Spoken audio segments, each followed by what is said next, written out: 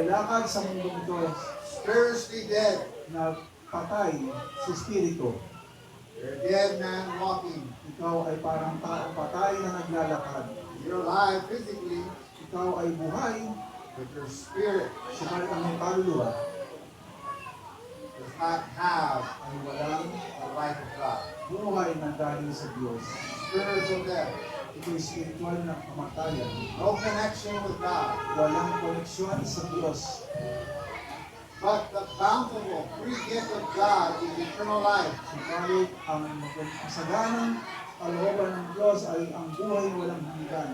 In union with Jesus Christ our Lord. At ang pagpapagnayan kay Jesus na ating Panginoon. Well, the way, so we see here, we have a choice. Sapagkat ang nakita natin dito, tayo lahat ay may pagpipilian.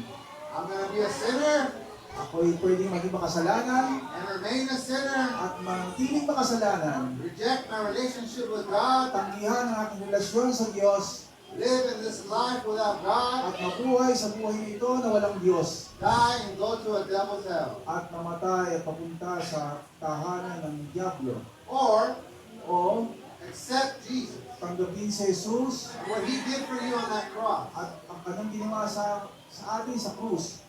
He gave His life for you, Binigay niya ang kanyang buhay sa atin that your sins may be forgiven. upang ang ating mga kasalanan ay mapatawad. Receive Christ into your heart today. Tanggapin natin si Jesus sa ating buhay ngayon. Surrender your life to Him. Isuko natin ang ating buhay sa Kanya. Follow after Jesus Sundan natin si Jesus with your whole life. sa pamamagitan ng ating buong buhay. Receive Tanggapin natin eternal life, ang buhay na walang hanggan.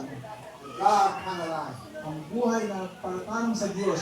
Where now the person on the inside of Kung you saan ang tao nasa loob ng ating katauhan becomes born again. ay isa ng itinanak na muli. God's life is now inside of you. Ang buhay ng Diyos ay nasa iyo na. His presence is with you. Ang kanyang presensya ay nasa loob mo. In this life, Sa buhay na ito, you can have a walking, ikaw ay maaaring magkaroon talking ng pag-usap relationship na ugnayan with the risen Savior. sa buhay na tagapagligtas. Become more real to you Ito yung higit na magiging totoo in the next breath that you take.